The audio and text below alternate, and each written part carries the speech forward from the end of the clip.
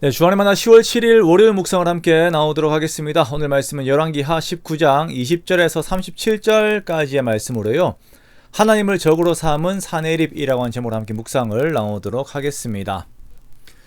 오늘 본문에서는 유다를 도발하며 하나님을 모욕한 사내립이 실제로 그가 하나님을 적으로 삼아버림으로 인하여서 주어진 그 멸망의 결론, 그 죽음의 결론을 보게 됩니다. 동시에 하나님께서 함께 하시는 자들에게 주어지는 안전함에 대해서 우리가 함께 보게 됩니다. 사무엘상 2장에 보면 하나님께서 말씀하시기를 나를 존중히 여기는 자를 내가 존중히 여기고 나를 멸시하는 자를 내가 경멸하리라 라고 하신 말씀이 있습니다.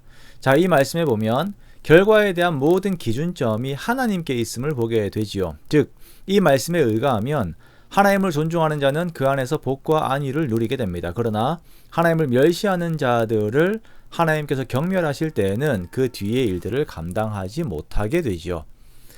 오늘 본문에서의 사내립은 하나님께 정면으로 도전을 하였습니다. 사내립이 유다의 히스기야에게 도전하였지만 하나님께서는 그것을 하나님에 대한 도전으로 받으십니다.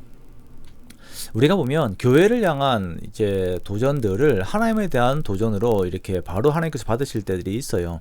그래서 이제 사도 바울이 이제 예수님 믿기 전에 교회를 핍박할 때에도 예수님께서 그 핍박이 교회를 향한 예수님을 향한 교회를 향한 핍박인데 예수님을 향한 핍박으로 그대로 받으셨죠.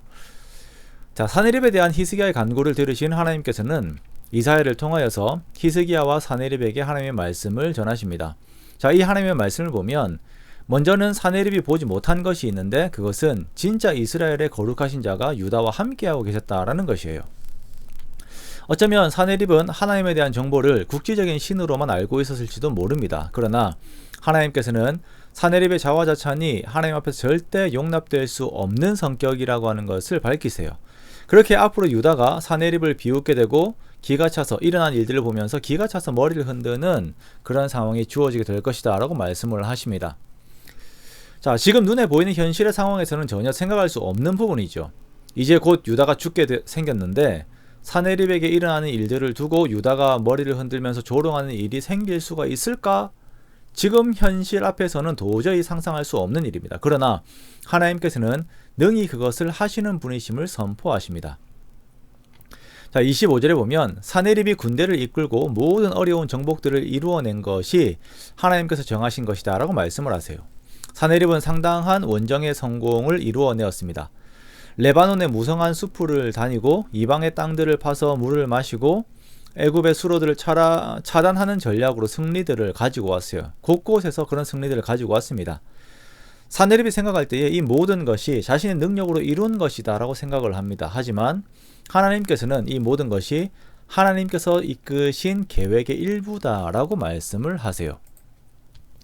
자, 하나님께서 하나님을 대적하는 사내립에게 이렇게 사내립을 이렇게 크게 세우신 이유가 무엇입니까? 그것은 이렇게 큰 사내립을 한 번에 무너뜨리심으로 인하여서 상대적으로 하나님의 크심을 나타내시기 위함입니다. 자, 아무도 이길 수 없을 것만 같았던 사내립 앞에서의 유대를 건지심으로 인하여 하나님의 크심 그리고 유대를 향한 하나님의 사랑을 드러내시고자 하신 것입니다. 즉, 사내립의 모든 힘보다 유대를 향한 하나님의 사랑이 비교할 수 없이 크심을 나타내시고자 하시는 것이죠. 자, 우리는 하나님의 백성된 우리들을 향하신 하나님의 마음을 항상 기억하고 믿고 의지해야 합니다. 내가 처한 모든 상황들, 그 어려운 상황들보다 하나님께서 크십니다. 우리가 이것을 항상 믿는 거예요. 그 상황들보다 더욱 큰 사랑으로 우리를 위하십니다. 우리가 이것을 믿고 선포하고 의지하는 것, 이것이 우리들이 마땅히 가져야 하는 믿음입니다. 28절에 보니까 하나님을 향한 사내립의 분노와 교만의 말을 하나님께서 들으셨다라고 말씀하십니다. 자, 그렇게 사내립은 갈고리에 코가 꿰어서 왔던 길로 돌아가게 될 것입니다. 그리고 유다는 회복되어서 금년에는 자라는 것을 먹고 내년에는 그 자라는 것을 또 그에서 자라는 것을 먹되 제3년에는 심고 거두며 포도를 심고 먹을 수 있는 회복이 주어지게 될 것이다 라고 이렇게 말씀을 하세요.